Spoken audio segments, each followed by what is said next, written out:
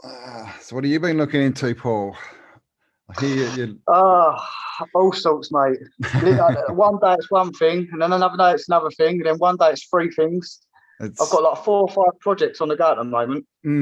But mainly at the moment, I've been looking at electricity devices from 1900s, early 1900s. Nice. I've come across a couple of magazines that are selling dynamos and stuff like that. Oh, cool. Yeah. Because I'm actually working on a video like a follow-up to that castle one I did with I'm still working on it. I'm like, that was I've got so incredible. many on the go.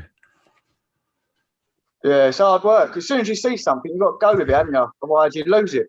I feel like you'll lose it, and then you won't find it again for another You few must months. be like me. You've probably got like 100 Files pages open on like and different things and files everywhere. And it's hard work.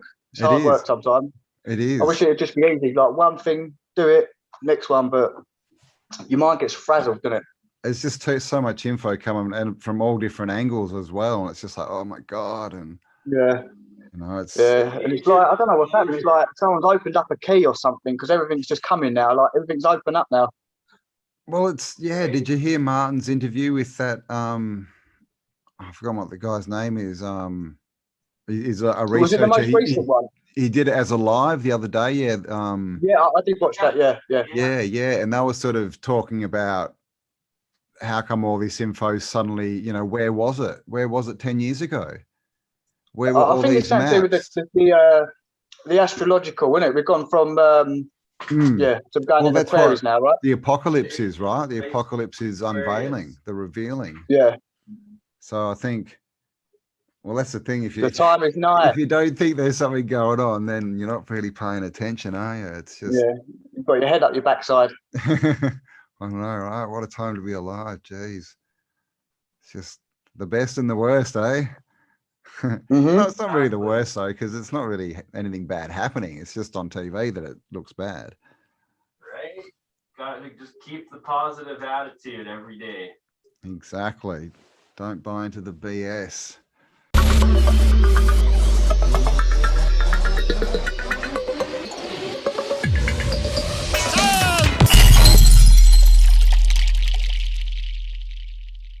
I'm going to ask Jason Verbelli, hopefully this weekend, when he does the APEC conference. Jeez, man. You're moving in high circles these days, Professor BurnEye. Right? Just like that. Magic happens. I know, right? Manifestation. It is. You got it, brother. Like, that is key to everything. Instant karma. Yeah. That's another thing what alchemy is as well, isn't it? It's not just about turning lead to gold. It's about turning the mind from lead to gold as well. Exactly, right? And it's the manifestation of the better self and the better soul and the better world. Exactly. And you have to have some level of success to know that you're doing it right and achieving these steps in the alchemical process. Yeah, it's just like life. It's a journey. Got to take that first step. It's a game. It seems like a game to me in a matrix, in a simulation. So it seems like sometimes I question, is my girlfriend even real? Right? Sometimes it feels like it's just me and the whole multiverse. Everything is possible and simultaneously happening, right? So it's like that's the new reality of woo.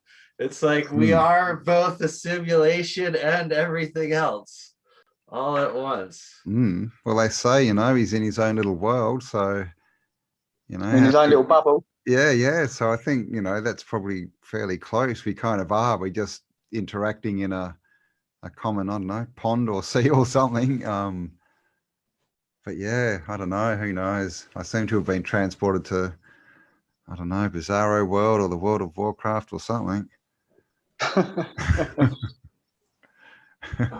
I mean, that's the thing. If things can change this quickly, I mean, obviously there's, the controllers, but you've got to still wonder, like, really, how real is this? Do they actually have control as well? Full control? Because how comes this stuff's coming out now, Well, that's the other thing. And even with all the free energy and alchemy stuff, you know, I mean, that's been coming out, you know, and everything has sort of slowly over, you know, probably 100 years, if you want to go back to like Levy scale and that, but it's just accelerated so much in the last, you know, 5 years or so. And now look where we It are. really Interesting has. to know where are we going to be in like 5 years' time? Like the consciousness, the collective consciousness of everyone. Well, Like where are we going to be? It's going to be a whole new paradigm, really. Like, you can't even predict it at this point because the rate of change is accelerating so fast into this new paradigm that it's like, who really knows?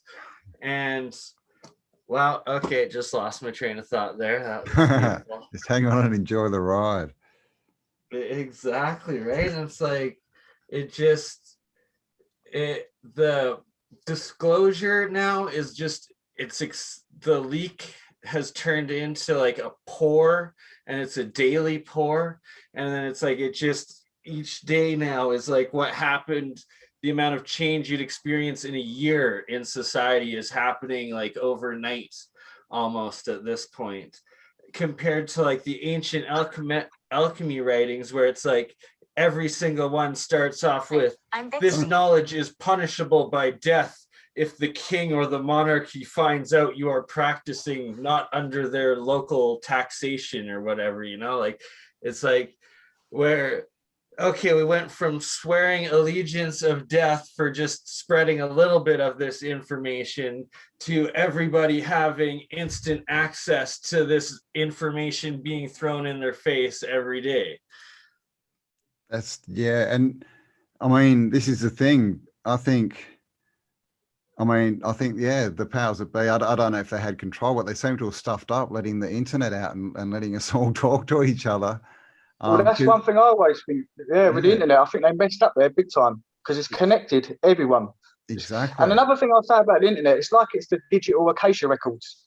That's what I believe. It's like, because all the metadata, absolutely, Paul. You're 100% right. It's like the Akashic records, okay, and then you've got a digital version, and that's what they like to see to do. They make a digital version of everything. Yeah. Right, and to 5G technology, it's like the 5th dimensional technology.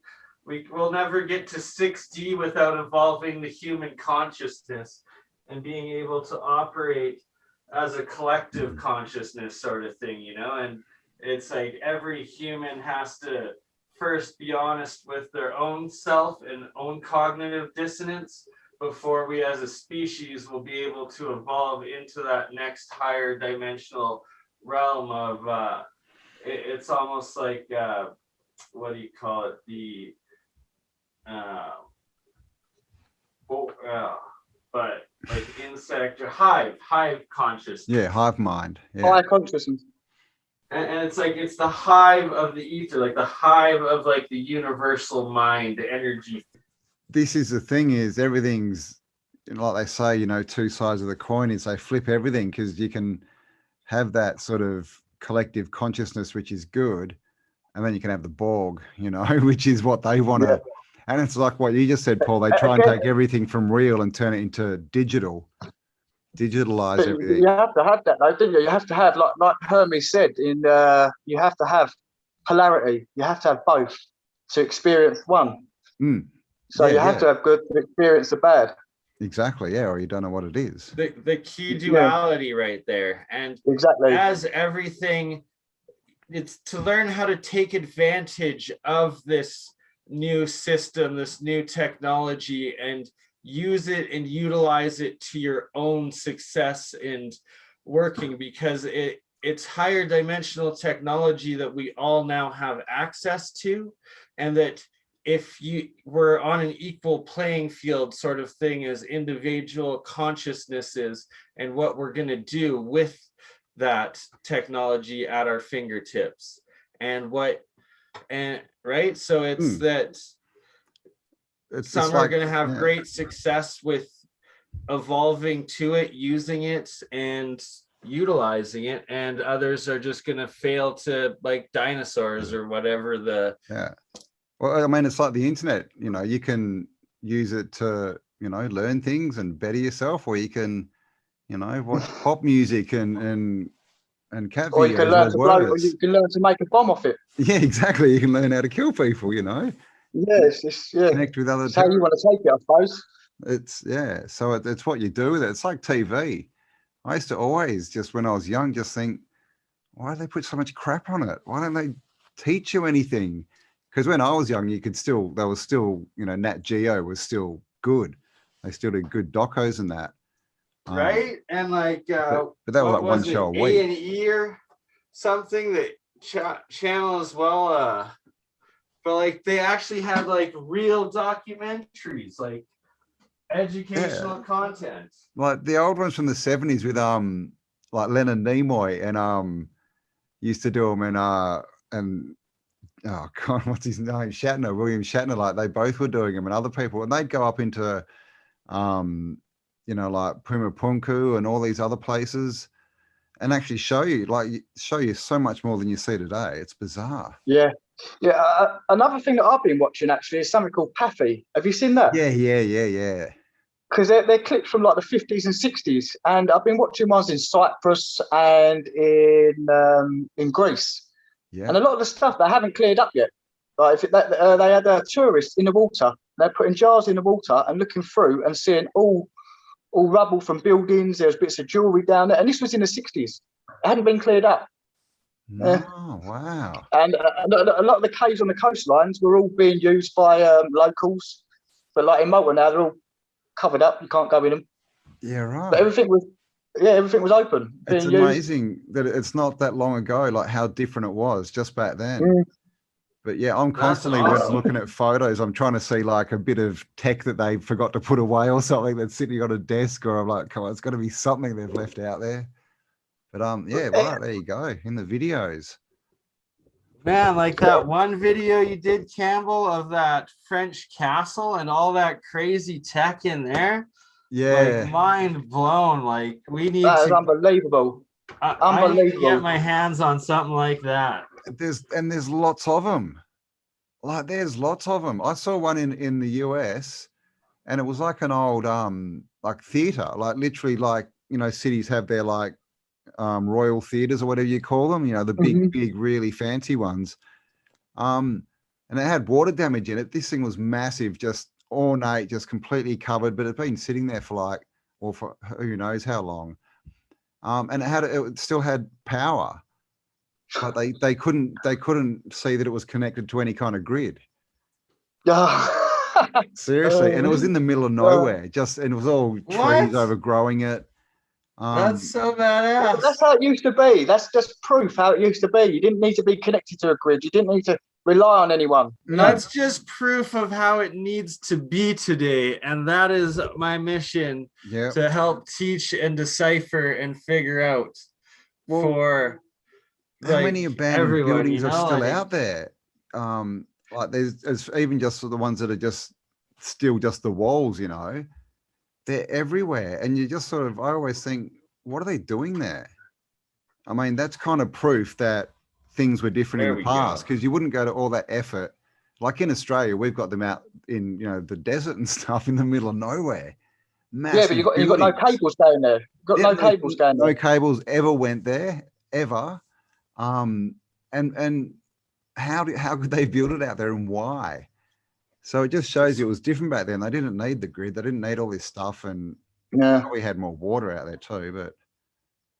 But yeah. But going back to theatres, when I was in Malta, I went into an old theatre. It weren't like an ornate one, but it was very old. It shut down 70 years ago, and it turned into a nightclub.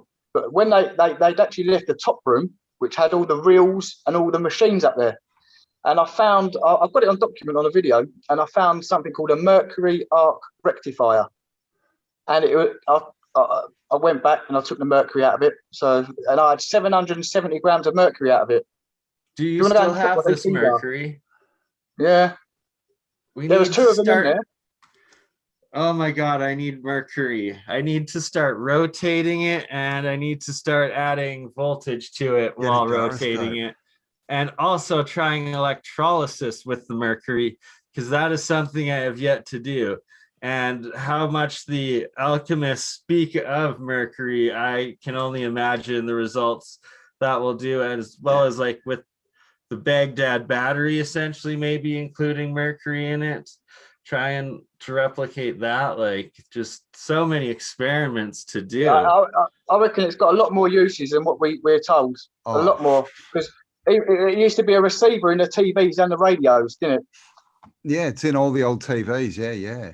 Right, like Global Vision's videos there of different ones taking even the red mercury. Like, oh, mate, have you seen that though? Have you seen it repel with garlic? Right, attracted to gold, repelled by garlic. Doesn't reflect in a mirror. Like vampire blood. What? But exactly. Exactly. I couldn't believe it when I see that. I thought it was a joke. And another thing about all the people that done them videos on YouTube, they all had to put the date and the time in front of it. Did you notice that? Yeah. Do you know what that's for? I think it's something to do with the Islamic religion and tradition, because they're all coming out of like former Soviet stands there, and that's why they're able to still have that technology and be able to like access it and get away with filming and stuff. Yeah. I knew there was something to do with it. I just couldn't work out what it was. Yeah, I believe it has to do with like the spirituality and recording, while also with the mirror and something like that. But don't quote me on it. Yeah. I wonder if you could make a little personal flight machine, Paul. You get your mercury and pour it in like a. I know. That's left in Malta. I left that in Malta. I'll give that to my friend. Yeah. 770 grams of it. Because I reckon if you spin it, it starts to get anti-grav properties. Right? Yeah. Major weight loss. Yeah. So I'm just wondering, you could almost get like a bike wheel and just put it sideways and somehow so you could spin it and just contain it with mercury and just sit there and pedal and you'll just float up. Right. But they make the bike wheel Bendini motors, if you've seen those, out of some neodymium magnets. And if you put mercury in that, I'm guaranteeing you're going to get even more energy out of the production. Like, they're powerful, they're neodymium, very powerful. The magnets, right? Like, just so many new experiments for like do-it-yourself YouTubers to like do in this new world of woo and being stuck at home. It's like people just need to salvage what they can out of these old electronics and start teaching their kids to do real science experiments. And that's what I'm gonna focus on the next couple of months, filming videos on how to get the magnets out of it, how to recover mercury, and how to reviewing other videos of people that have already built these systems and their sort of results and the basics on it. So do you go near the magnetron at the microwave? Right, that's what I'm going to be doing as well, as taking that. You got it, Paul. We're on the same wavelength. Like, people don't even know about those, and it's like, that's like a particle gun, right? Like, oh mate, from that when they used it in that video. Have you seen someone put a grape inside a microwave? Oh yeah, making the plasma, and yeah, and then capturing it, or the same as like the fire and then capturing the plasma. So that's all different microwave stuff. So it's like I gotta at least get one microwave taken apart and ready to mess around with when talking with John Hutchinson this summer, right? Like, John Hutchinson, that's just oh my god. No idea what to say to him, but that'll be an awesome chat to listen to. Just nerd out on a whole nother dimension. Start like just twitching and like telepathically going through it. Yeah. Long hair receiver to long hair receiver, right? I've literally just had mine cut. I thought you looked a bit short. Bit fresh. Yeah, a bit fresh. Yeah, is that the word? How's your arm doing, Paul? Huh? You out of the cast now, or how's the arm? I took it off about a week ago. Nice. but you can't really see on the camera, but it's actually still, you can see the swollenness of it. Yeah. It's well bad compared to the bottom one's a swollen one. And sure. But healing though, that's good. Yeah, it's getting there. Because like I was saying to CAmbell, the doctor said I would never be able to use my arm ever again. Do you know what I mean? and he wanted to put a rod in my arm with plates and screws. You're just like, yeah, I'll never be able to use my arm again after you get up with that. Like, yeah, exactly. After I cut your arm open and shove metal in there and start screwing things in, you'll never be able to use it again. Yeah, but that's what they want. They want you coming back for the rest of your life. Yeah. They want me on medication. They want me on painkillers. They want me to keep going back till I drop dead. Yep. So, like I said, I just got me information. I'll see the scans. See you later. That's it. Yep. No, man, like, the medical system has shown what it is. You know, like. Well, the biggest killer 2 years ago, because I've been saying this statistic now for years, I think, but about 3 years ago, the statistic was in America, the biggest killer was pharmaceutical drugs, and that overrid everything. And that's drugs that are prescribed by doctors, people that are trained literally to help you out. Yeah. You know what I mean? Like, take these, mate, but you end up dying. Yeah, and what's everyone doing now? Then they're not even tested. You know, it's bizarre. No, like, I know. It's. Oh yeah, man. Like we can't talk about that. I just overcame a 10-year opiate battle, straight prescribed by my family doctor over back pain when I was 20, and it's like, or 22, and it's like I should be dead. The amount they prescribed me, it's just insane, and. Now I've been clear off of Oxy for 2.5 years and like reclaiming my life, but like the stories are just it's heartbreaking and it's a disaster over here. I've lost over 60 friends in 5 years to opiates. Like lots of different really close friends. And then like even my grandfather, perfectly healthy on his 100th birthday. I got pictures with him. Didn't make it to his 101st birthday. Because one night he had pain in like his abdomen, and they're like, "Oh, for the pain, we're gonna give you fentanyl," and put my 100-year-old grandfather on fentanyl and died overnight due to fentanyl overdose. Like directly killed my 100-year-old grandfather, and it's insane. It's crazy. It's a genocide. It is. But, yeah, it is.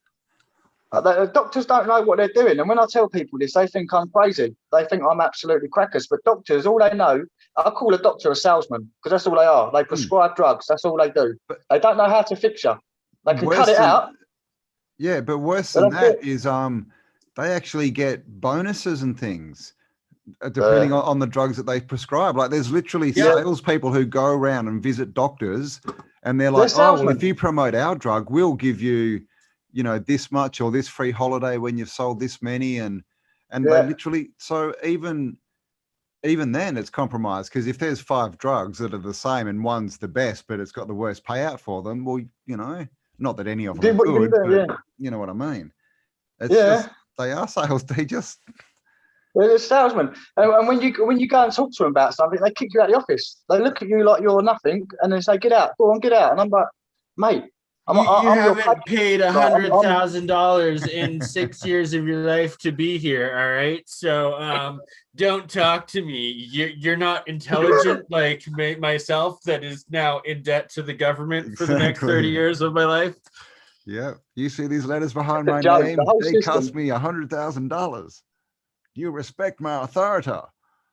No, it's just. Yeah, I don't get on with them at all. Not one bit. I mean, but it says it in the name, right? God, they're just practicing. We are not going back to the old normal, and that people are finally starting to realize, like, oh, what is the placebo effect? Oh, no, it's not placebo. It's mind over matter. It's actual energy of the universe. It's your spirituality. It's your consciousness, and it's taking control and the power of projection and just making your own reality better and healing yourself, you know, and that's why the shift is accelerating, and it's never going back to how it was before. It can't. I mean, the placebo effect confused me for so long until I understood how the world worked, because that's proof. That's 100% proof that we heal ourselves with nothing but our thoughts. The placebo effect is 100%. Exactly. That's what I've been doing with this. This is what I've been doing with this. Yeah.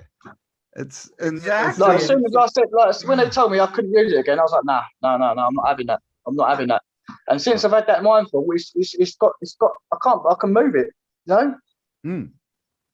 Yep, and it'll get better. It'll keep getting better. You know. But this is exactly the thing. the food in the mind. Machines. Yeah, we're healing machines. Like it's like you broke your wrist, but the doctor didn't heal it. No doctor's ever healed a broken bone. They might set it so it heals straight, but your body is what heals it. Yeah, right? Yeah, exactly. It's like doctors don't make you stop bleeding, you know, like it's your body. It's like doctors aren't this fantastical and they thing. get all the credit for it as well, don't they? They get all the credit. Like people like my nan and my mum, they love doctors, mate. They love them. As soon as they get something wrong, they go, we should go to the doctors and see what's going on. Yeah, some people do. It's like, oh, I've got this pill and this pill. Oh, really? Well, I've got this pill. Oh, I haven't tried that. What do I have to do? I'm just going to headbutt this wall so I can get a pill. Yeah. It's the Matrix, though, right? They're stuck in it.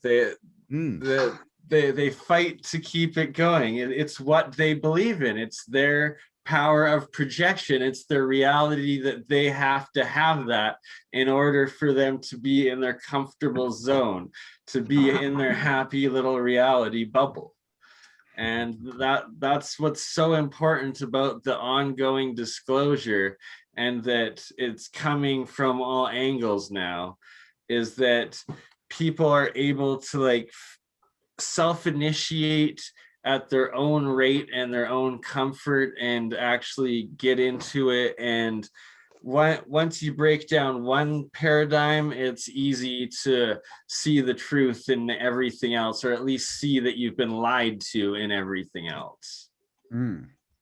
Well, it's like this whole thing. I mean, I know it looks bad, you know, what's going on, but in the end, it's, you know, it's like you keep saying, but it gives everyone time. You know, I know some people are still working, but so many people have realized that, oh, hang on, that whole going to work thing, that's just a scam. You know, not everything fell apart, you know, like the world's still running. Hang on. And except for the people that burnt down their own cities, the world is still there and the sun is still rising.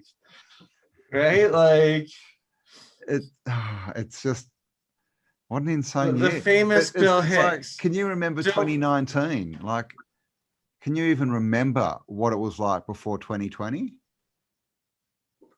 I'm like a festival guy, so don't make me cry here, because I'm used to dancing around with thousands of people in the forest, jamming music all night. But I do. Yeah, but it just seems so far away, doesn't it? It does. It seems so far away. It seems like another world. Yeah. You know. But this is it now, moving forward, and people say it's going to get back to normal. It's not. This is it. This is it.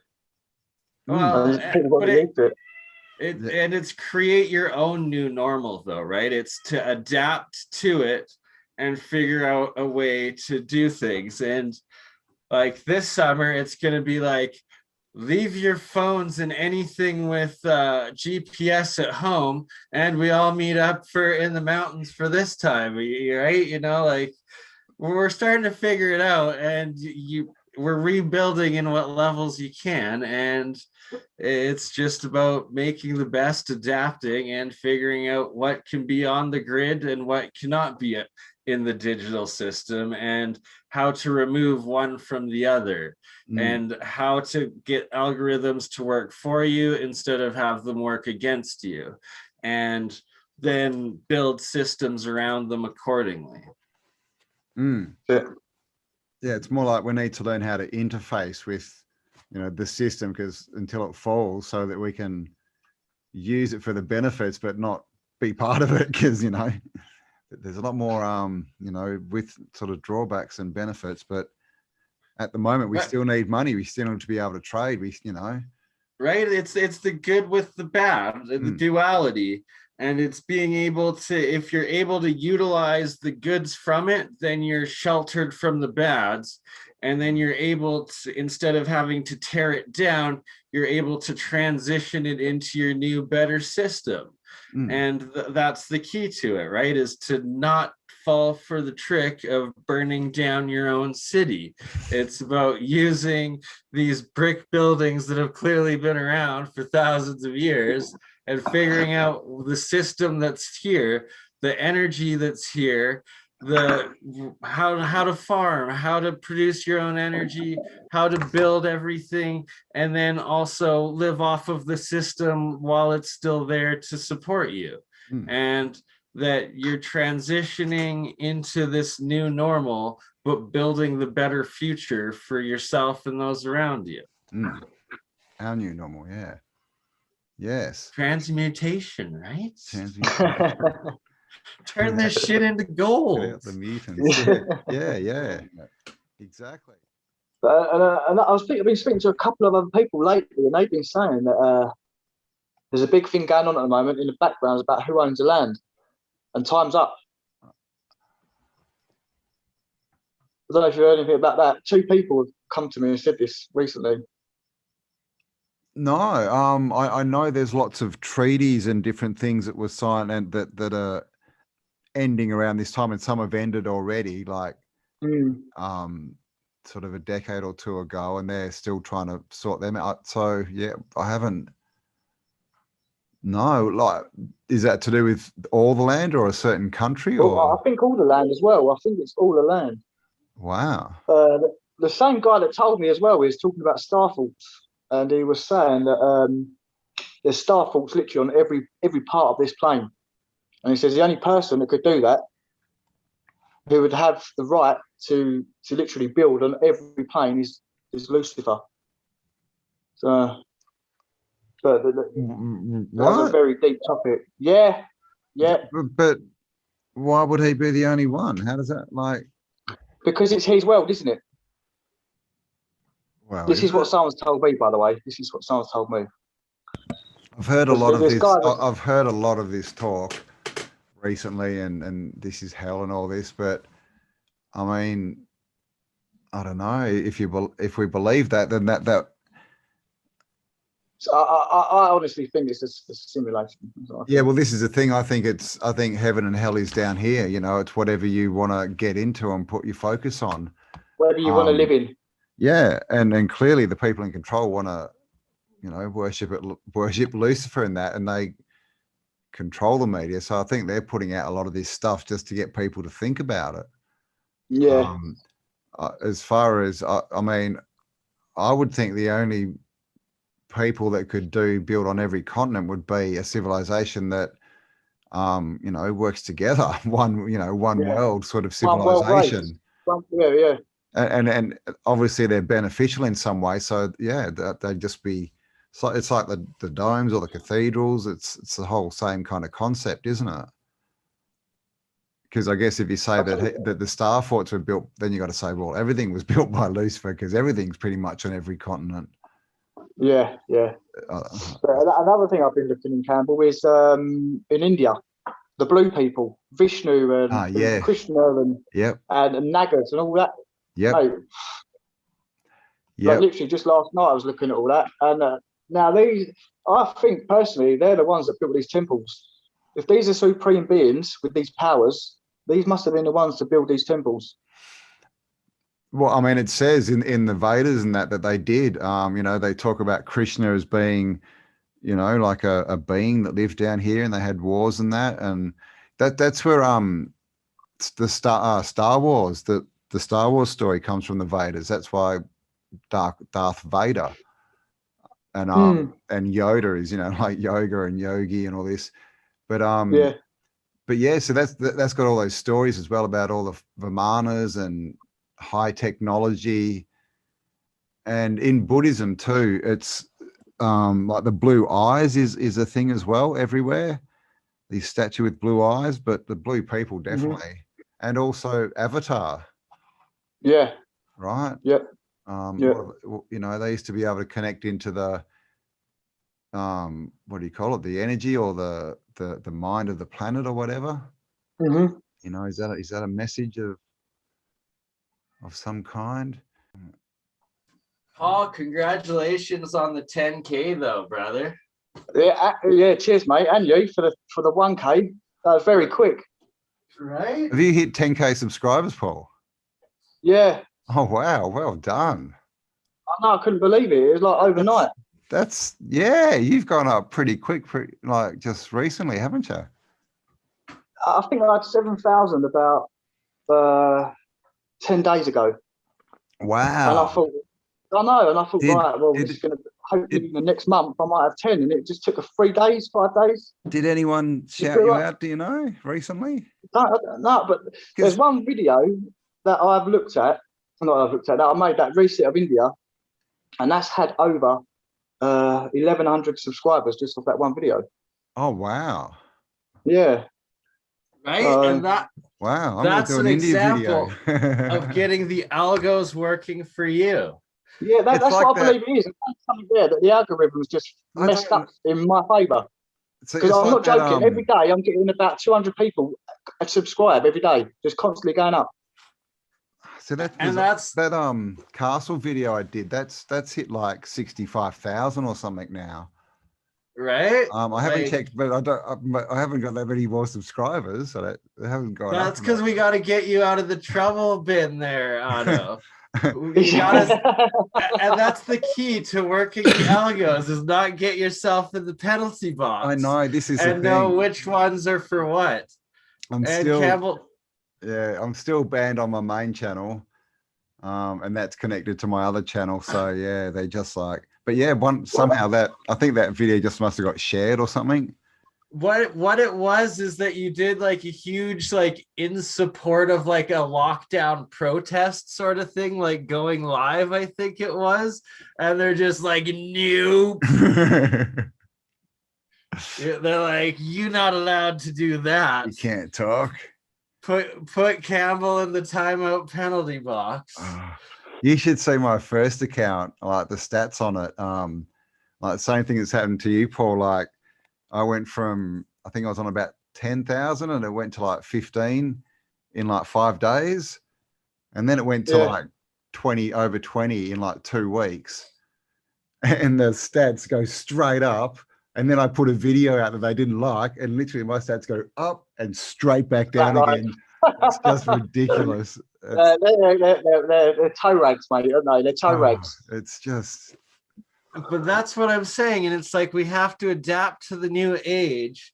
And it's that we'll get something going where we're on all the platforms of like live stream, which is Vimeo, and then also like BitChute and Brighteon and whatnot for all the alternative stuff that isn't allowed, and then at the same time make the clips that are just for hitting the algos on YouTube and on the main channel that is linked to the accounts, and that is the representation, or like your pocketbook. I was even going to try doing live streams where you start off streaming to like, YouTube plus whatever, OdySee and a few other ones, and you do your sort of nice, safe YouTube chat, and then you're like, okay, guys, now we're going to talk. I'm closing YouTube down, head over to OdySee, and then just do it that way.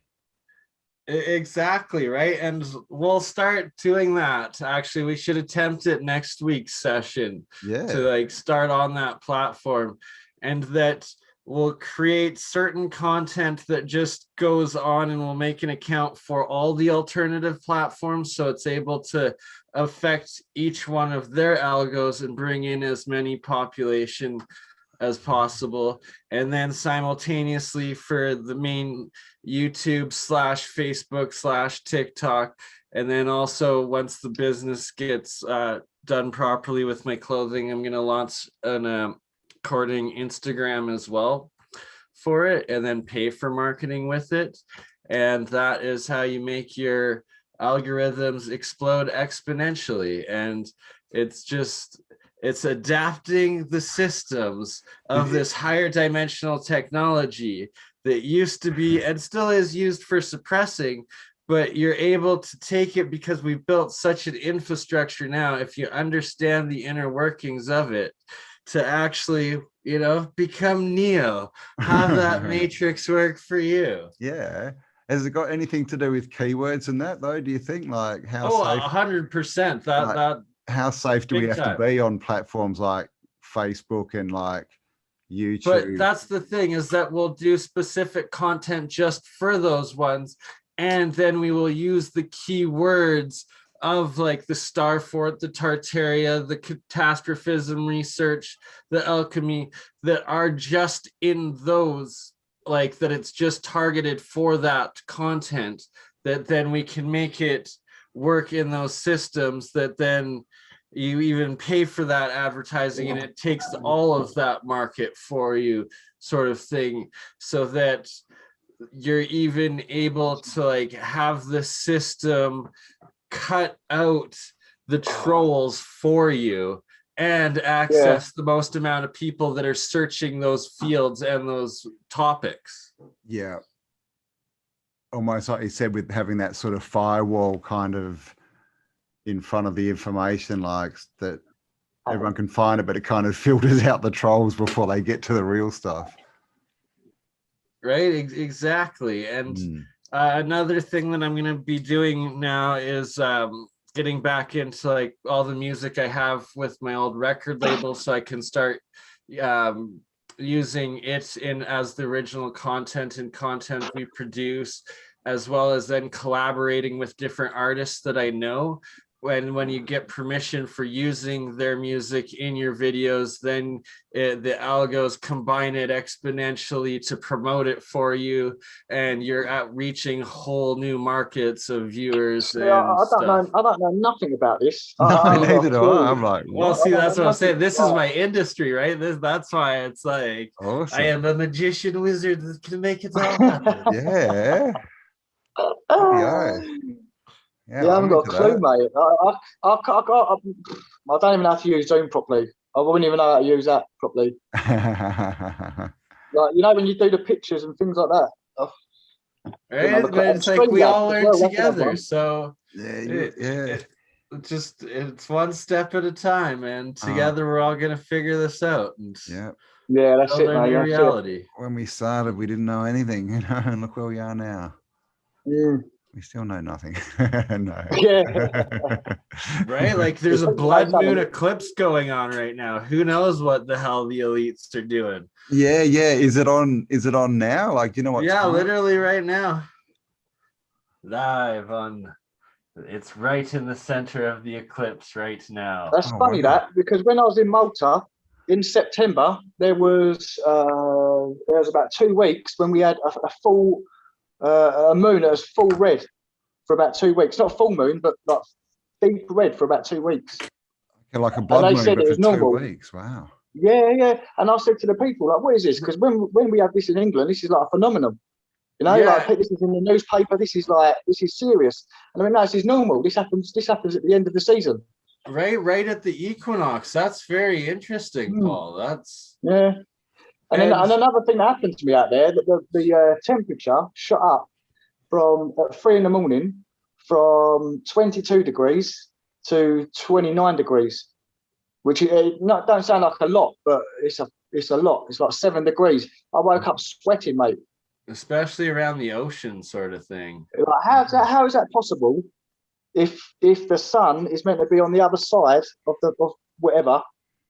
Oh, how is it shot up in nighttime 7 degrees to nearly 30 degrees? Yeah? That's nothing, brother. Like Calgary, Alberta, where I'm in, we have something called the Chinook, which the natives called the snow eater, and it's when is it the big?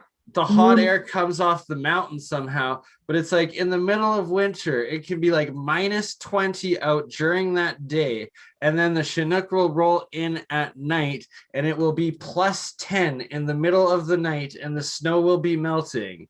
And it will have been a 30 degrees Celsius change of temperature from the middle of the day to the middle of the night. Yeah, what's that about, eh? That's mad. Right? Like, that's mad. But you got Malta, you're in the middle of the Mediterranean. You got nothing around you. Exactly. And the sea, the temperature from the sea should keep the air at a very stable temperature, right? It shouldn't have those sudden increases like that. Yeah, and I read the newspaper, well, not the newspaper, on my phone the next day, and it was going, yeah, this was a phenomenal, this has never happened before, this is a once in a lifetime thing. I just thought that was a bit crazy.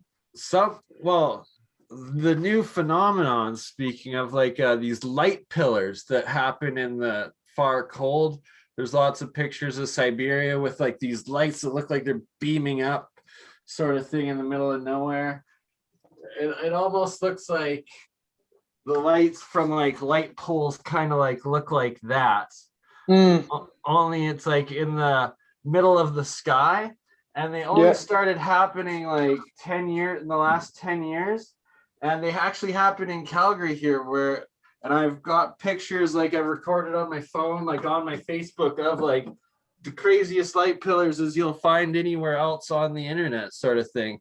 And it looks like literally like souls being like sucked up by like something. And it's like, it'll be a clear sky, and it's like some sort of energy just comes flying up, and it drops so cold so quickly, and it's almost like something's even sucking up the light, not just sucking up the temperature, it's like sucking up the light in these light pillar sort of moments. And I've experienced like 3 or 4 of them, and they're always at 3 in the morning or 3:30 in the morning. 3:33. Apparently that's the time of night or day that the ley line energy fluctuates or something like that. But other than that, I don't know. I wonder if that's why the temperature rose in Malta, because I'm pretty sure that's on some kind of a ley line vortex with the amount of force it's got on it. Major ley line vortex point for sure. 100%, 100%. So there's just so much going on there. It's unbelievable. Like, just so many star faults and just so unbelievable. Does the ley line, like the grid pattern, the Earth grid, does that? I mean, obviously, like how does that tie into alchemy and you know, sun, moon, all this kind of stuff? Right, that's what we're going to be working on deciphering together. That's why we're the team that's assembled. We're going to figure out connecting like the Stonehenges that monitor the eclipses, monitor the equinoxes, monitor equinox and solstices, as well as the position, the moon cycles, the super moons, all of that, and then also start to have to monitoring the planets with their certain alchemical symbols or metals, and start seeing how they interact on both the cathedrals as well as the star forts and these ancient star map like Stonehenges that are specifically for these measurements. And then we should be seeing on all those the 3 pillars, right? The 3 arches. And all of that architecture, and see how many of them also include different positions of the suns and the moons and the certain alignments, and how deep the architectural calendar mapping actually goes, and then also start using it and figuring out why they put so much into it, and start doing the scientific experiments, measuring different energies through these metals, through their positions in the astrological cycles.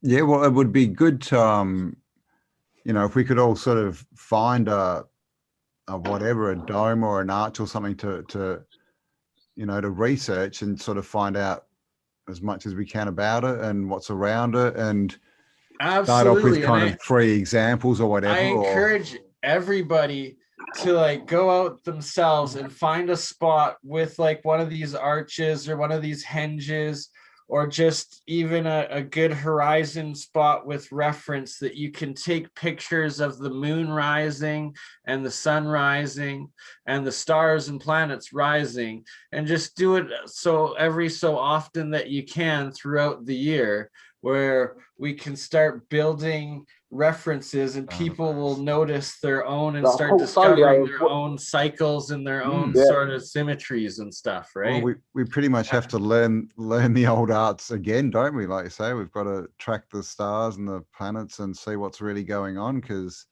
Make the mystery my story, right? Make it your own What- story. yeah. Everybody has their own adventure to investigate and discover. And we're the people that can put these ideas out there, but it's all our viewers and all the subscribers out there that need to also put in and be your own creativity, but put your own intellectual work into it. And you never know what sort of mystery you're going to discover, and who it's a whole different universe. You're Multiverse. right there. You're bang on building. there. Because I didn't even know what I was going to discover. Obviously, I know what everyone else knows about flat Earth. And everyone knows that sort of stuff. But things like the hyperloop and that, I never knew about that, and I wouldn't even come across that until I started researching. Right, So, like the steam half of the stuff bucket I don't even engine in know. Malta you found, and like so many all the Malta caves and stuff. Like it's just like Yeah, I know. so jealous Really? of that too. Like though, like but it's like you just have to work with what's around you, and you'll never know what you're gonna discover. But there's a whole nother layer of reality that needs uncovering that we all have to work together to find. And make it your purpose and make it your own. And I think it's got a lot to do with listening to our hearts as well, and to ourselves, because we spent so long working jobs and being frazzled and not being able to focus on what we truly are and what we're supposed to do here. So being told how to think, basically. Yeah, exactly. Yeah. You got it, not guys. Thinking for ourselves. Not thinking for ourselves. Undoing the programming and following your intuition. Your intuition is your higher self. Well, you want to talk about Christ consciousness or anything at all, it's like listen to your intuition. That's your higher being. That is your higher intelligence, and just follow it. Like that gut feeling will always keep you alive. No, that gut feeling is your soul, your spirit telling you where to go and what to do with it. I've got a story about my higher self, actually, because about 5 years ago, I bought a spanner for work, like a big spanner, and it was an expensive one, right? And I didn't get to use it. It was still in the packet, because I thought, well, I'm not going to use it today. I'll take it home, have a look at it tonight, and then I'll take it to work tomorrow and start using it. And anyway, I went to go to work the next day and I couldn't find it. And I ended up accusing my workmates, my supervisor, people around me for stealing it, everyone. And it went for about 3 weeks. I couldn't work out what had happened. And then one night, I woke up the next day and I literally had a dream. And it was telling me it was in my car down the side where my seatbelt was. So I woke up straight away. Like I said to my girlfriend, let's listen. I've got to go outside. Like I was in with boxer shorts and that. I went, listen, I'm going downstairs in my car. Like I swear my spanner's there.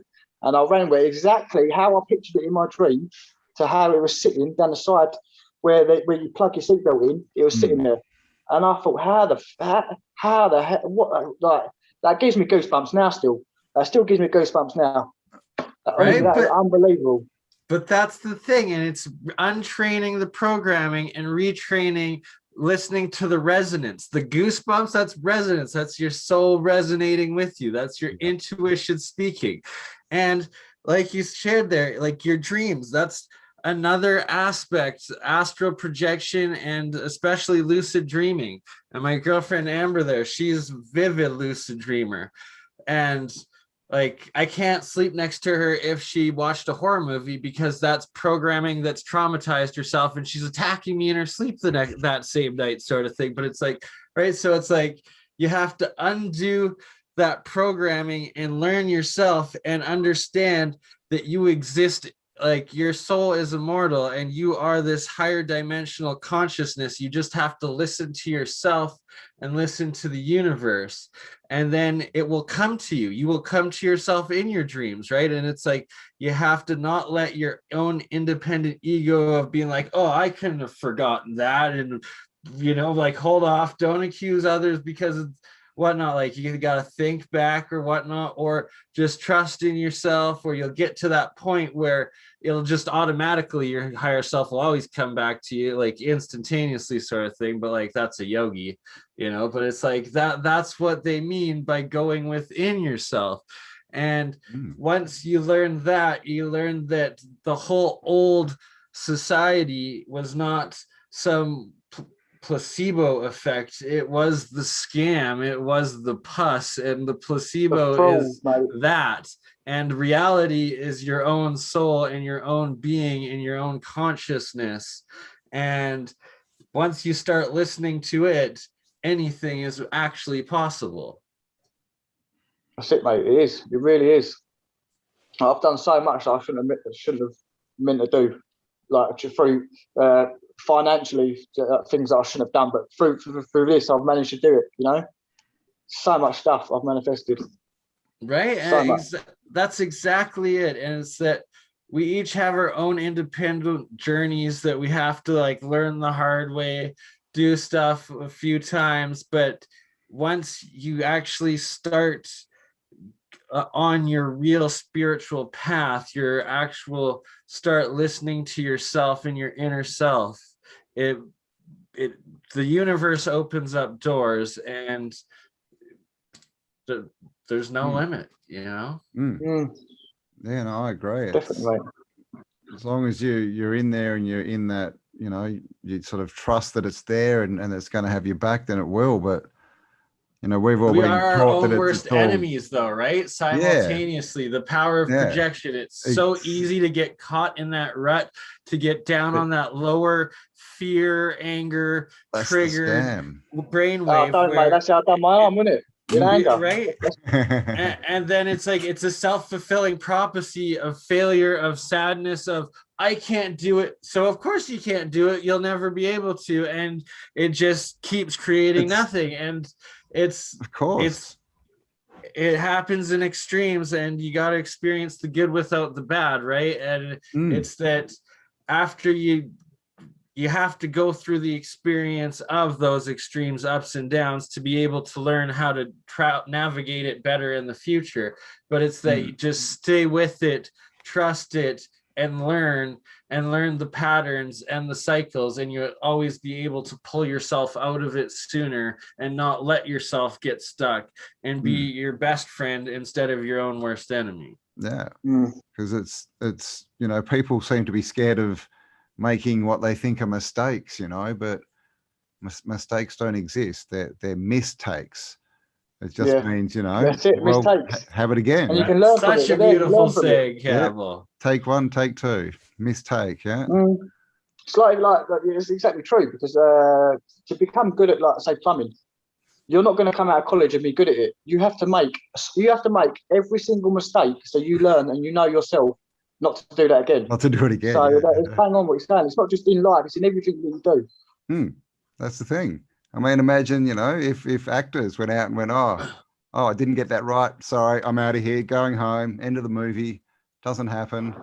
I mean, that's when they shave their heads and don't get roles for years, right? Yeah, exactly. So it's, this is the thing. We've got to not be prepared to fail and try and, you know, have mistakes and that, but, you know, start liking that, understand that's part of the process. That's good. That's how you learn. That's the fun part. But we've been taught that that's the scary part and the bad part, and people will laugh at you and all this kind of stuff. But that's not even true. It's not even true. It's believing in yourself and never giving up. Understanding that there's some reason that the universe has you in this specific position you're in right now, and that you're either going to keep repeating these same mistakes if you don't pay attention and learn and adapt, or you can actually see what's going on, go within yourself, listen to your gut, your intuition, see what window pops up in front of you, and learn from it. But have that faith that by doing that, you are going through, and that it's going to get better, and it will. And also putting in the work to make sure it happens. Yeah. Not giving up. This is another big thing, I think, is, I mean, obviously with society the way it is, but people tend to think that just wanting something is enough, or maybe just wanting it and putting in a bit of work might be enough. But the way I look at it, you've got to deserve it. You've got to turn yourself into the person who deserves it. Because if you imagine you're not the only one who wants something. There might be another 100,000 people who want the same thing. Who do you think's going to get it? 8 the one billion. who deserves it, who puts the work in and becomes what they need to become. Everyone else who just wants it, they just want it. And if you want something, you can't ever get it, can you? And it's that you're stuck in that position while letting the controllers drain all of your real energy and your real productivity and your real soul experience, right? And that's where this grand awakening is waking everyone up from being in this cog that was letting that energy go to this negative, whatever, who knows what, but it's reclaiming it and understanding what your free will is, and understanding that you have to start from within and that you can't be lying to yourself, aka cognitive dissonance or ignorance, and letting that overcome yourself and your ego overcome yourself, and then just get off on being triggered and putting like, I told that guy that, right? As opposed to no, work, like go plant those seeds in the dirt outside and just water them every couple of days. That's gonna yield real world like results and sold like karmatic reward as well, like where you're creating anything, bringing any life, building anything in the real world, on top of bringing the information and the connectedness that we now get out of the online connection and the online social experience and like egotistical interaction that is the new reality, and manifesting it in some sort of daily labor to better your own future and your own community. Yeah. I mean, there's been a lot of talk and it's probably time for some action, hey? We're doing it right now though, right? We are. No, definitely. Like 10K, I got my 1K, like and it's just taking the steps and being practical and working at it, and the universe will provide, and you attract like-minded ideas, you attract like-minded energies, and the more productive you become yourself in your daily activities and daily community and building and whatnot, the more the universe will exponentially increase it and give it to you when you're doing good and when you're doing right and you're going within and you're producing without.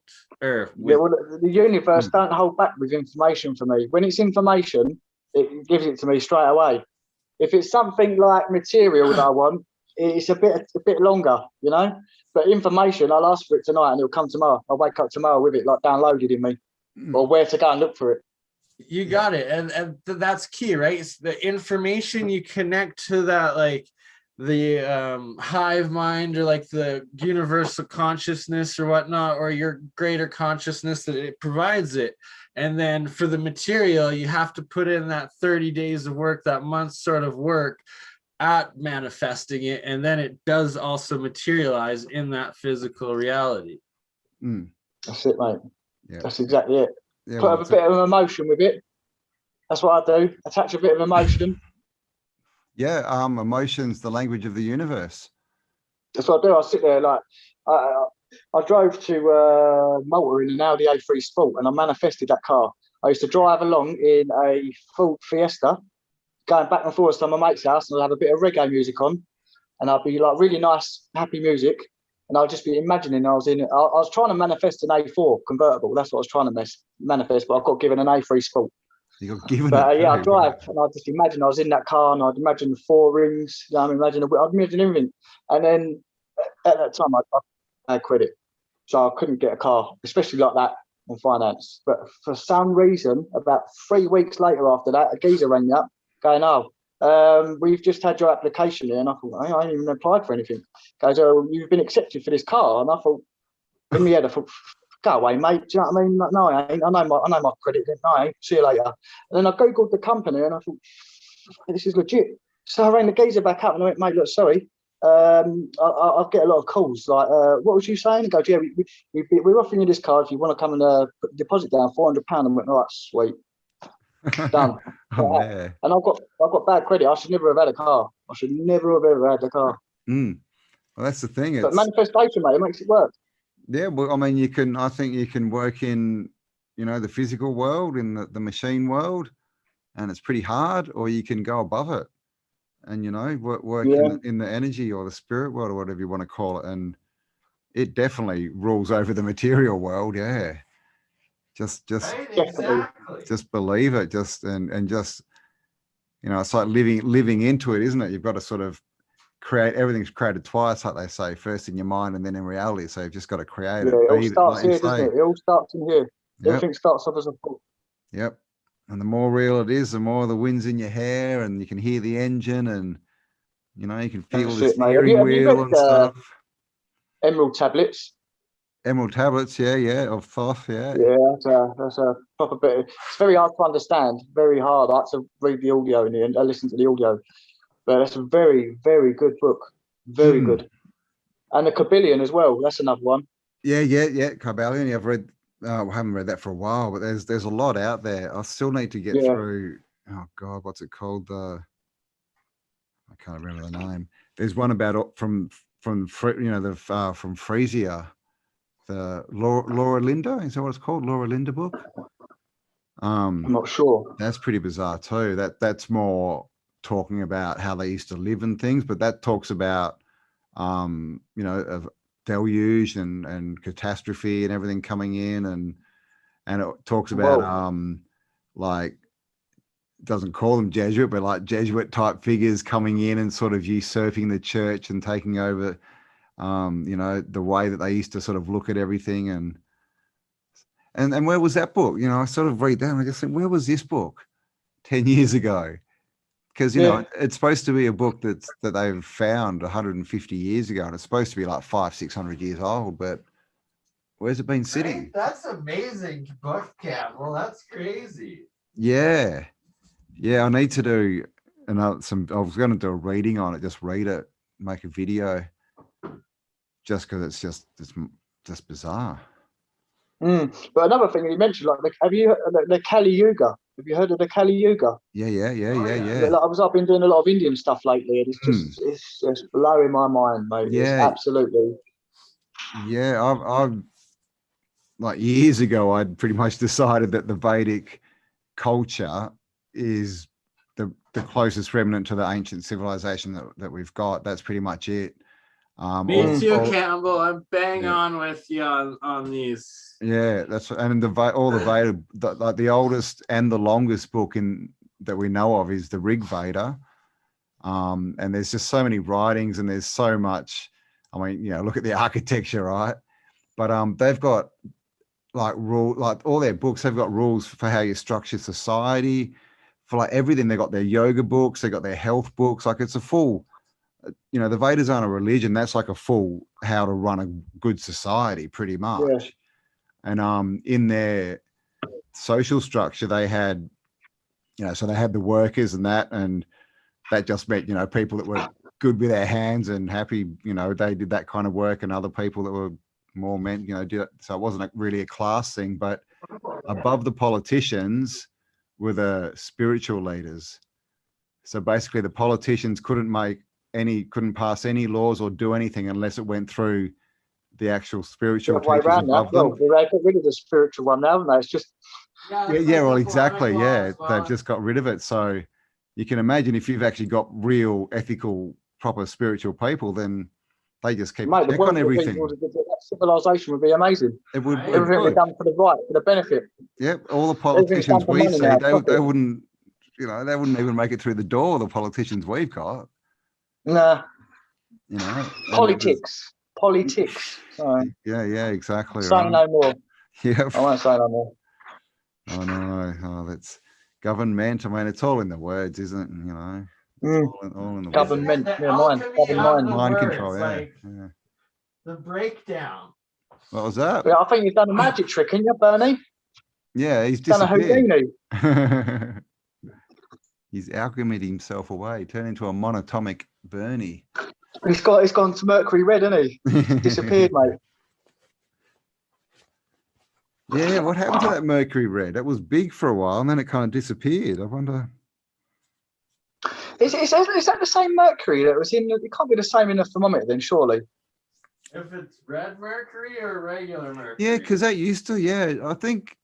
Yeah, because that used to look red, didn't it? Or was that just a red line? And they used to say, "Don't ever touch that," didn't they? They said, "Don't go near that mercury." But when they say that, you know you're going to nick one and fight. They say that, right? Mercury will kill you. Right? And don't go around mercury. Probably should start experimenting with mercury. Yeah, exactly. Well, but it's in all the new light bulbs, all these little mini, fluorescents. Yeah. They've all got mercury in them. So it's don't go around mercury, it'll kill you. Now we're going to put it in every house and in something that'll break easily. What? Yeah. Yeah, it's crazy, mate. But they even in like things like sump pumps and things like that, like pumps, it's submersive pumps, it's mercury. So when it goes upside down, the liquid can move and it makes a connection. Oh. Things like that as well. So it's used in so much stuff. Because electrical connection, yeah, right. Yeah, so when you flip it upside down, it lengthens out and then it makes a connection. Yeah. You tip it back and it goes to a ball. Yeah, right. So it's making a connection, no connection, Yeah, like a switch, basically. Yeah, exactly that. Wow, that's exactly that. Right? Practice makes perfect. Practice, we're getting there. Yeah. And shit, if you see my first videos compared to now, well, I hope I got better. Oh, mate, yeah, me. Mate, mate, yeah. I've deleted a load of mine. I've deleted loads of them. Mate, my mouth in Malta was horrible. Yeah. Swearing. Oh, so right, bad. really? Yeah, right. Yeah, no, because I was excited. Wherever I was going, I was excited. I was full of adrenaline. There's no one around. It's just me, and I've got a camera, and I'm like swearing my head off. And so I got rid of all them. They're all gone. Oh, yeah, I deleted, God, about 10 videos. Just try it because I don't know if they've got anything bad in them. They might have a word in them that YouTube don't like. And I'm like, God.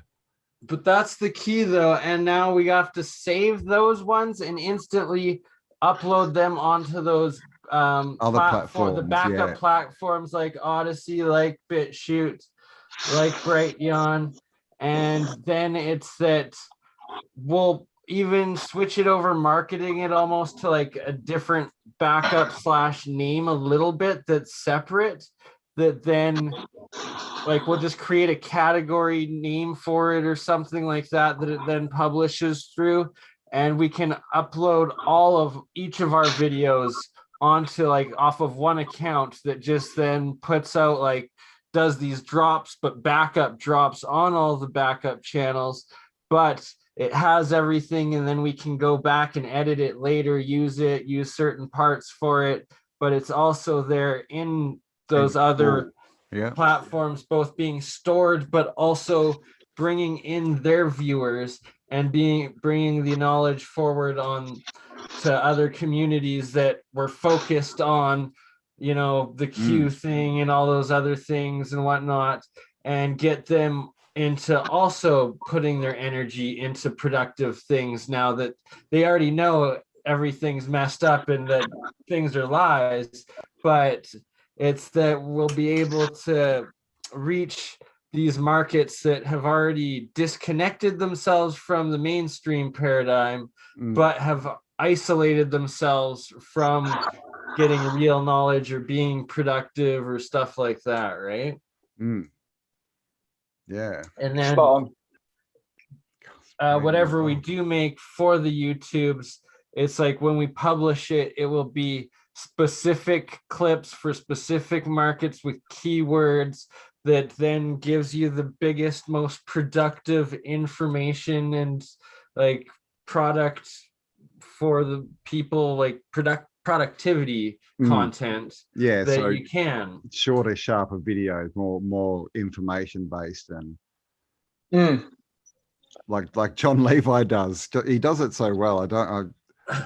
He must exactly he must just sit there, and I reckon he cuts it and then goes back the next day and like, now how can I cut more out of it? And goes back, what can I? Because he just, I don't know. It probably was an hour video at the start, wasn't it? And yeah, that's what I think. Yeah, and he just keeps cutting it down. To 2 minutes and 33 seconds with him singing over it. He just, I don't know how he does it, but and the other thing is he talks so slowly, and his videos are like 20 minutes, but he seems to get so much into them. But it's just, he's a bloody wizard. That's what it is. That's why he's got 110K. I know, right? That's why. His algorithm. He's an alchemist too. What can I say, right? Is he really?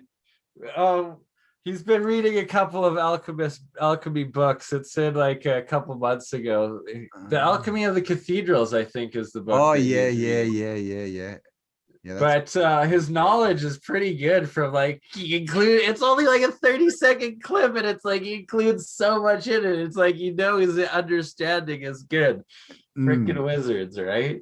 Yeah, it's that's the thing. I think I just talk too much sometimes and try and explain too much, where he'll just say something that'll make you think the answer, if you know what I mean, rather than tell you.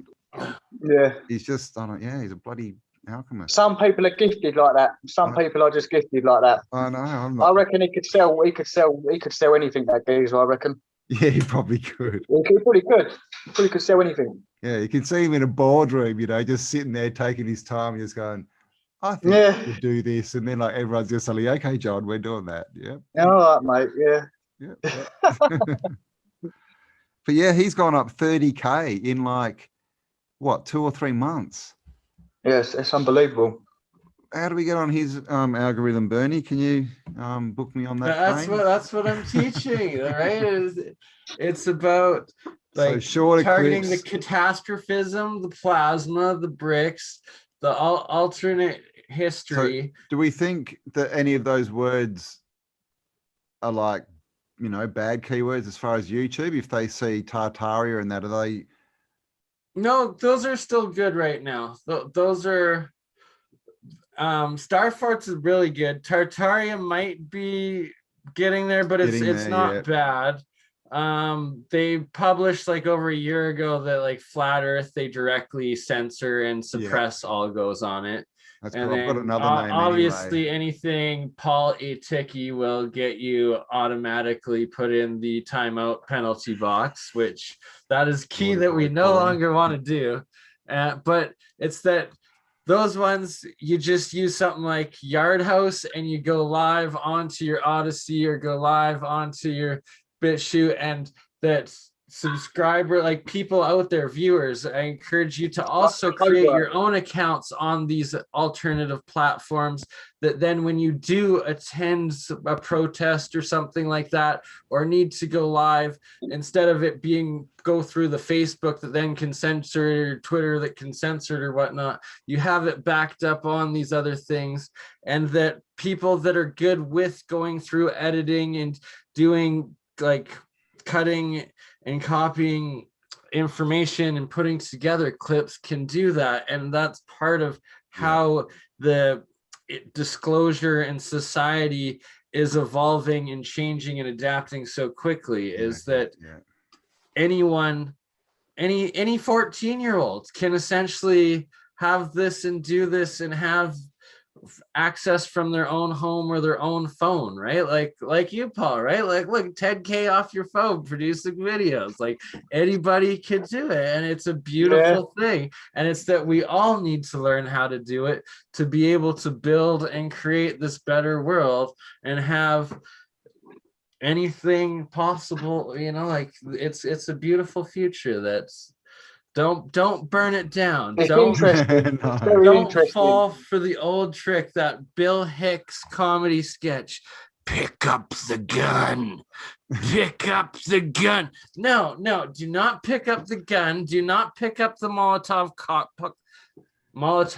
cocktail, and do not throw it at your local brick buildings. Instead, you need to be digging out the foundation of these brick buildings, and we got to figure out how it's some sort of chemical you put on the bricks that turn them into batteries, so that it's like totally ancient tech that the buildings power themselves and store the power themselves. Like clearly that was how these cathedrals and Tartarian architecture was functioning. And what's crazy, I find, and I've heard like a lot of the stories out of Antarctica and this pre-Adamite civilization technology that's under there. But one of the things that they say was that it's able to use electricity through the architecture and store it and stuff. And it's like, well, maybe it's not so alien after all. Maybe it's everybody was using it, and maybe some still even are still using it. Who knows? But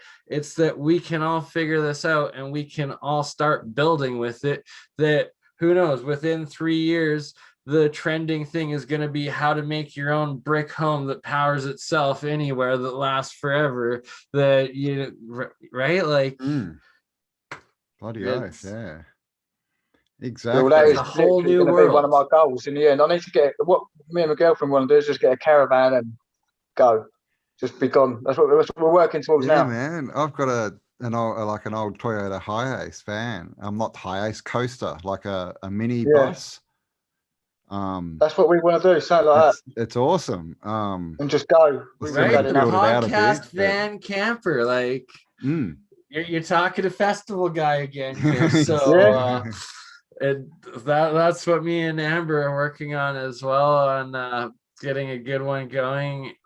And like I've got a family ranch out in BC, the Kootenay Mountains too, that it's like going to be spending some time building and experimenting, and definitely going to try building one of those reversed washing machines, hydro-powered out there, as well as going to be doing my solar panels and battery bank and LED lights at home here soon. But then it's like I'll evolve that into also hooking up one of those washer hydro machines, and maybe try to build a little reverse wind generator sort of thing, and just even have them out there, and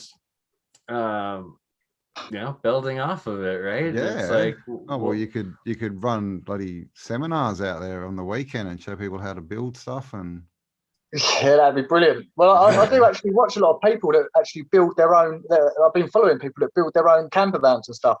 And that's what's made me want to do it. I literally want to, and that's what I'm saying, right? We're going to be doing it ourselves too. And it's about everybody building their own dreams and making it happen step by step, because it's possible. It's just a matter of doing it and following your heart and following your dreams. And definitely.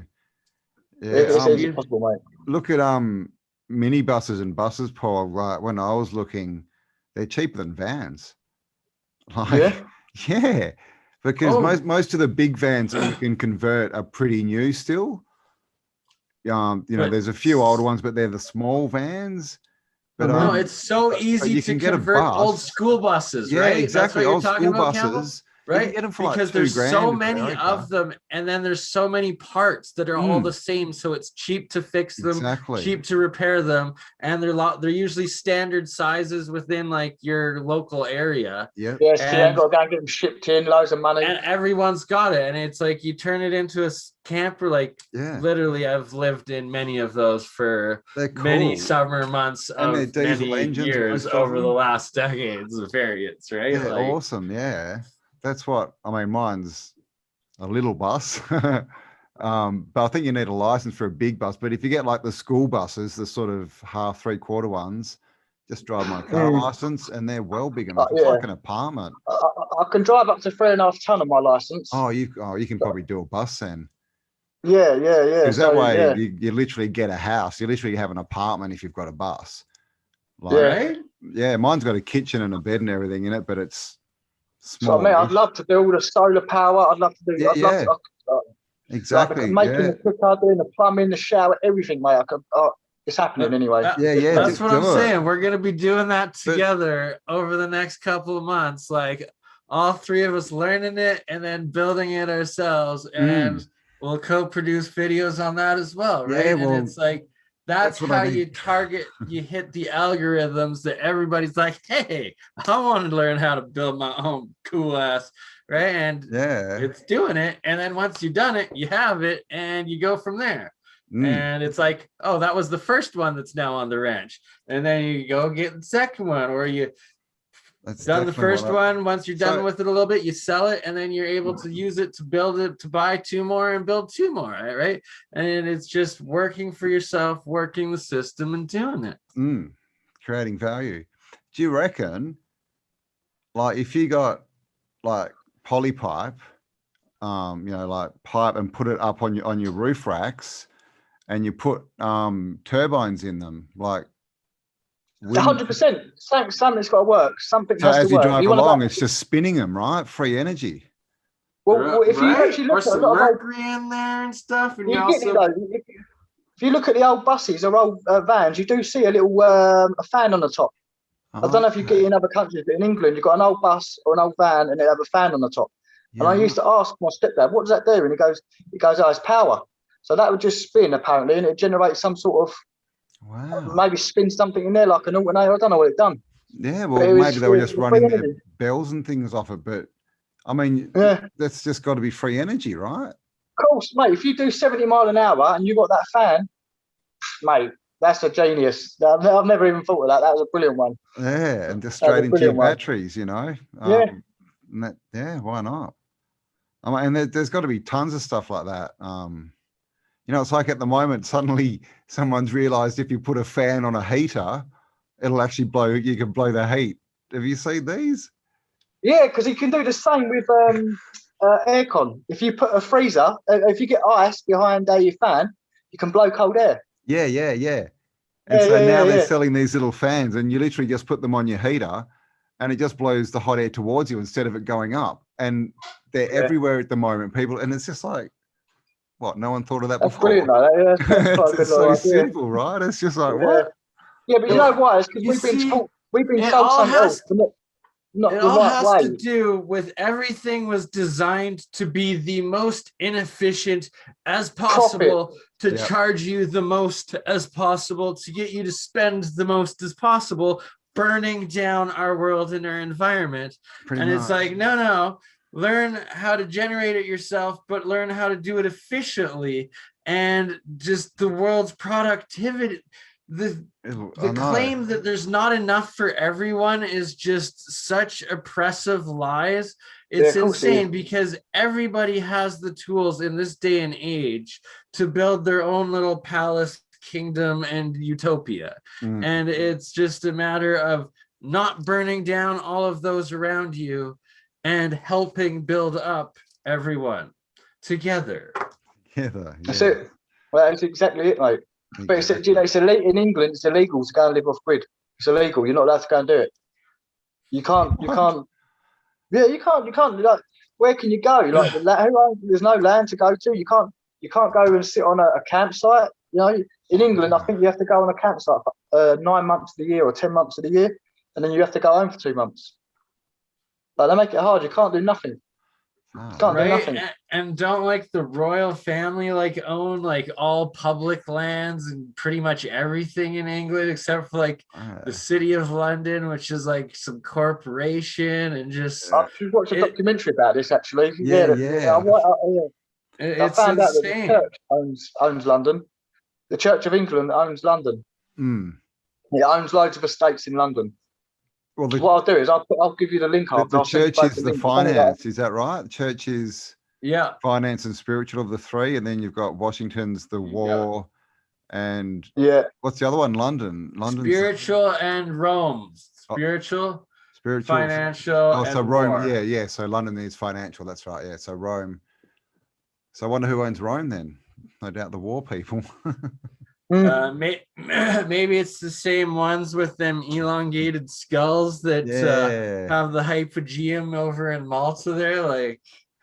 My God. What do you think about that? Okay, so as a Canadian, we had Trudeau, who was promising all these changes, and on his first night elected, he actually pulled Canadian troops out of the war of Iraq. And guess where his first foreign trip was? And it was 2 days after getting elected. the island of Malta. And instantly all of his policies changed overnight. So it's like, and then you look at Rome, and who's closer than the Swiss Guard? The Knights of Malta. So what does a queen wear on her nice big gown? Yeah, exactly. But not only this, I've been looking at Indian history, and mate, that Maltese flag's everywhere. It's even in on Indian architecture. And how far does that go back? I've got pictures of in my next video. Thousands. Yeah. Yeah. So a lot of these symbols are just inherited. Yeah. Oh, yeah. Yeah. Or it's a continued suppressive culture that ruling like power structure sort of thing too. Well, I mean, the coneheads they've done the tests and they say they're not human. Clearly they're not human. You know, that's not, right? It's not binding because they can measure the cavity size. The cranial mass is bigger, Brian Forrester's work. Fill them up with stones. Also, and Lloyd they're found Pye's everywhere. Work. Found what? South America, Malta, Russia, every continent. Every continent, yeah. So I mean, they're probably, I don't know, they're the predecessors of the rulers of the parasites. If you look at the hieroglyphs in Egypt, some of these people, I can't remember the names of them. Was it Nefertiti? Nefertiti, yeah. There's her bust, like her statue. She's got a massive head. Exactly. And there's other ones as well. Like even Akhenaten was her husband. Yeah. Yep. He had one. And so did Tutankhamun. We know it's in Egypt. We know it's in South America. We know it's in Africa, obviously.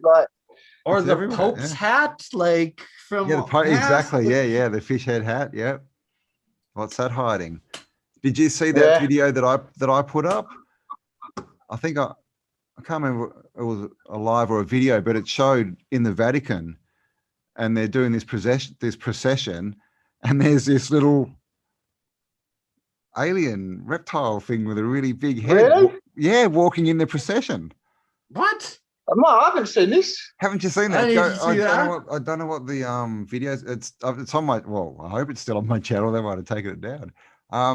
I think it's just called Aliens in the Vatican or something on my second channel. Have a look at it. Wow. Oh, I'm gonna have to have a look at that now. It's really freaky. I've seen the South Park episode of the Vatican opening up and all these freaking things coming out, but pretty bizarre. It's got to come from somewhere, right? Yeah. But talking about this, I'm doing a video on Tartarian India at the moment. I've come across, I don't know if you guys have come across it, the long neck Tartarians. Have you come across this? Not yet. No, only the Indonesian or the Thai women, no. No, these are long necked, See, lots of African tribes and stuff, right? I mean, long neck, like a giraffe neck, long neck. No, what? They've been found in Hungary, other places in Asia. I found newspaper clips of it and stuff like that. And this is how you're at 10K already, Paul. My God. Oh my God. So that cryptoid you see that looks like a bird. And it's got a really long neck, but it's got a bird's head, like that kind of thing. Yeah, there's another one similar to that with exactly that one, similar to that. Yeah, right. And back to the emerald tablets and Thoth right there, right? Huh? Back to the races are down here. Emerald tablets and Thoth, the blue bird demigod, right? It's just the Tartarian rabbit hole. I know, mate. I know. I think another thing I was looking at as well was Indians in America. If you actually look, you've got Russia and America. They're only 70 kilometers away from each other. Yeah. Oh, yeah. And if you've got Tartarian Indians in South Asia, and you can literally go from India all the way through Russia to America. Yeah. So that would explain how Indians Alaska was settled by Tartarians. There's part of the Royal Russian Empire. Mm-hmm. And the Muscovy. Have you heard of Muscovy? Yeah. Muscovy, you heard of them, the Russians? Yeah. Yeah, I've just touched them recently. I'm going to start looking at them a bit more as well, because I never heard about them until the other day. Muscovies. Let's go. Yeah. There's some weird shit going on. I've got some. I'm sitting on this information I've got about America and the natives and that, but oh god, I don't know if I can release it. Like, it might start a bloody riot. So, sorry, CAmbell, America, and what? Well, Leap Project just did a huge thing about them finding Christian crosses down in Arizona that are from the Roman times, and it proves that there's been transatlantic colonization and interactions for over 2,000 years, and all sorts There's a lot of that. Yep. But the natives, this whole story of the natives, and there's a lot of blacks saying, no, we're the natives. Mm-hmm. Well, I'll have to cut this out of the video, but in the but in the 1500s, there was slave trade in the 1500s, and it was running out of like Micronesia, the Philippines, that kind of area.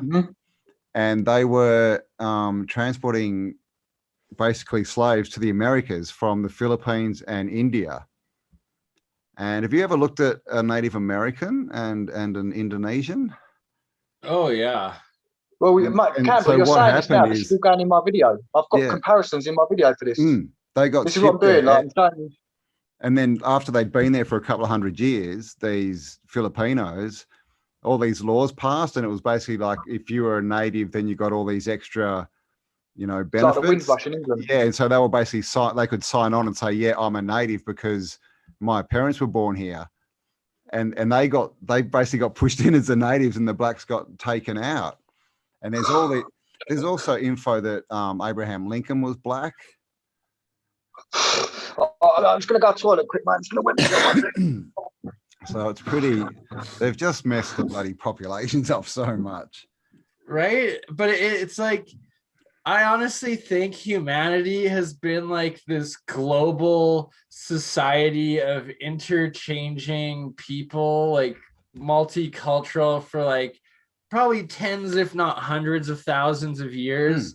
And that there's the local population groups, and then as catastrophes happen, it wipes out like the international like crossbreeding for a little time period. Then we build ourselves back up, and it's like those core certain areas or core cultures are a lot older than we think they are, and then that everything else it's like there's nothing new under the sun.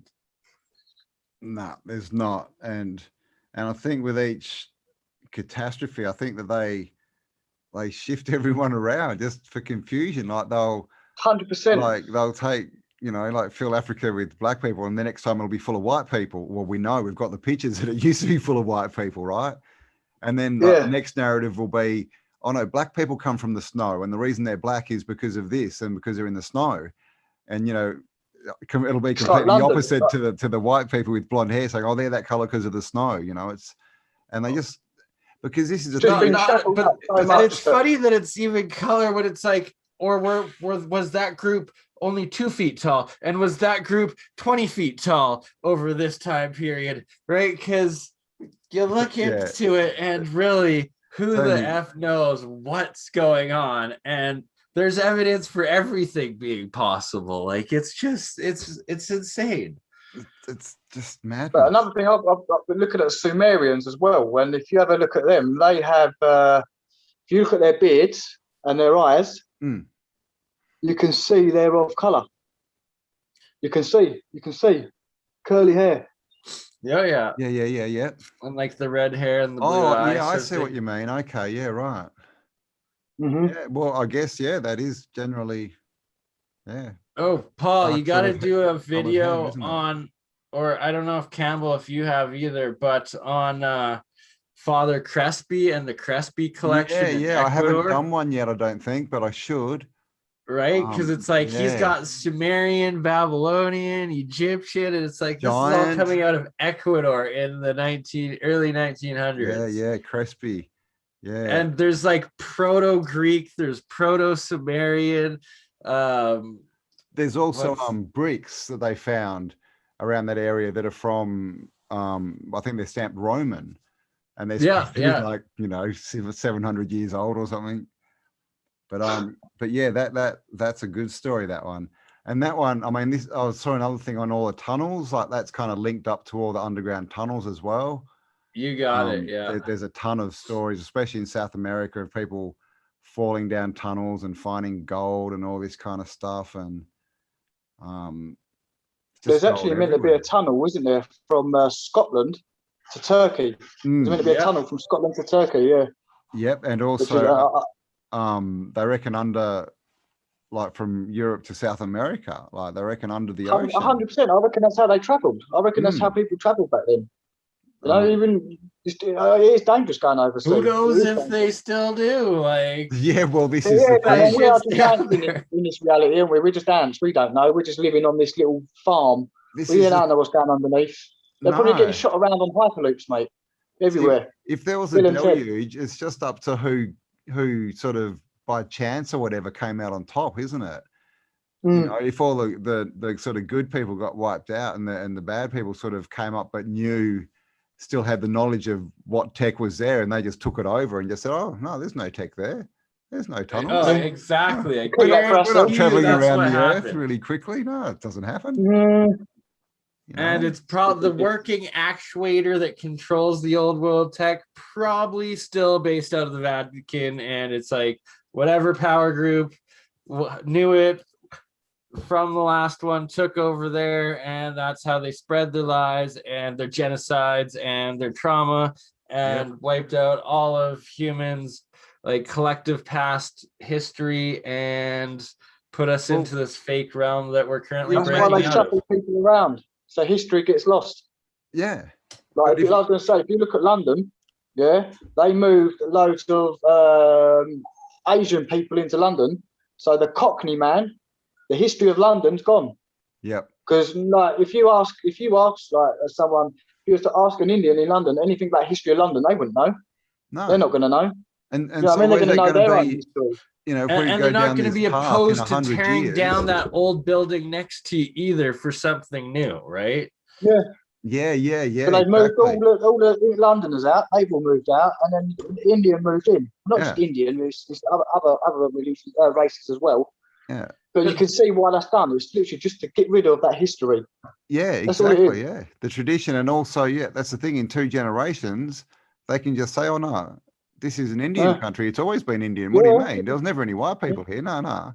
Right? Oh, exactly. You know, well, look at Spain, for instance, even, and look at Spain a couple hundred years ago. It was completely under the Muslim caliphate. It was the more 500 years ago, right before Christopher Columbus. And it was black, basically, But I keep thinking about Australia and the 10-pound poms. You know, I mean, this is them just controlling populations. You know, it's like, oh no, we're here to, we're going to offer you a better life, and just 10 pounds. But really, they're controlling. It's not like you can get a choice. So you can go to Australia or Hawaii or you go to Australia because we want more white people there, or we want more whatever English speaking people there, or It's just like the wind rush in England. It's like the wind rush. I don't know if you heard of that. It was when they built the Caribbeans over. Yeah, they brought. I think it was the 70s. They brought all the Caribbeans over. Now they're in problems, like claiming benefits and stuff like that, because there's no record of them coming over.